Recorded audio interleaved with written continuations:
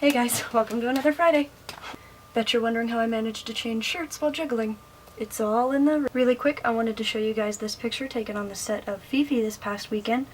This is me, my friend Haley the director, and Alfredo, my key grip. Anytime we work together on a set, we all wear Justice League shirts, cause we're awesome like that. Unfortunately, I can't show you any pictures of the actual production until it's been completed and posted at the end of April, but I can tell you I've been really excited about how it's been going so far.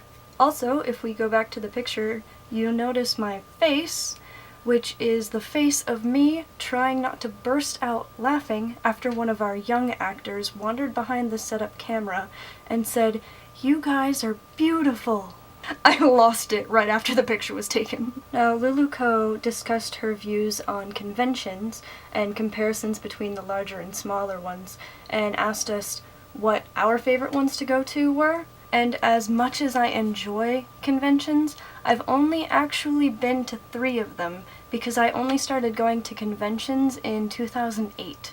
The first convention I ever went to was Anime Expo, with an, at the time, fairly new friend Jen, who is an awesome cosplayer. Having only known her for a few months, she somehow convinced me to leave the state with her to go to a giant place full of strangers, wearing basically nothing but a bikini. That same year, I also joined Jen at Anime Vegas, where we pulled together a full group for a masquerade skit. And the next year, I dove right into Comic-Con, so I sort of entered the convention world at a sprint. As for the comparisons between the smaller and larger conventions, I did love the sheer massiveness of both Anime Expo and Comic-Con. Seeing that many geeks and fans in one place is just mind-blowing. But after attending Anime Vegas for 4 years now, and becoming familiar with a lot of the regular attendees, I do admit that I love the smaller scale conventions as well, because it feels more like a tight-knit family than just some massive event.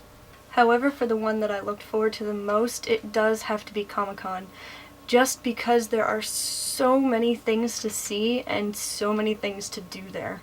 And I have had a lot of epic moments at Comic-Con.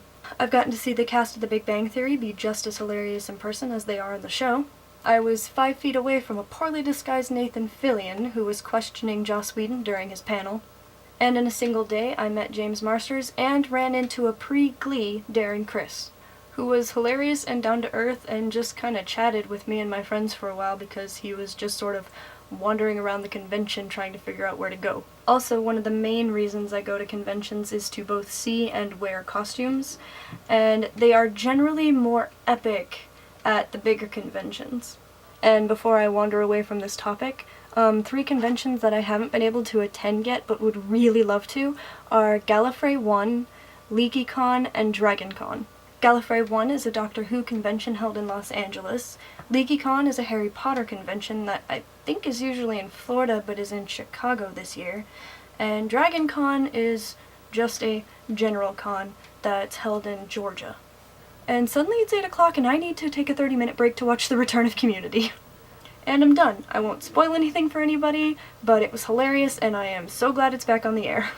And Mario, I love your Comic-Con plan. I think I'll just need to brush up on my Vulcan nerve pinch. So that's all I've got for this week's video, but 3 really quick things before I go. I wanted to wish a happy birthday to my most awesome internet friend Eleni, a fellow Whovian, Potterhead, and Sherlock enthusiast.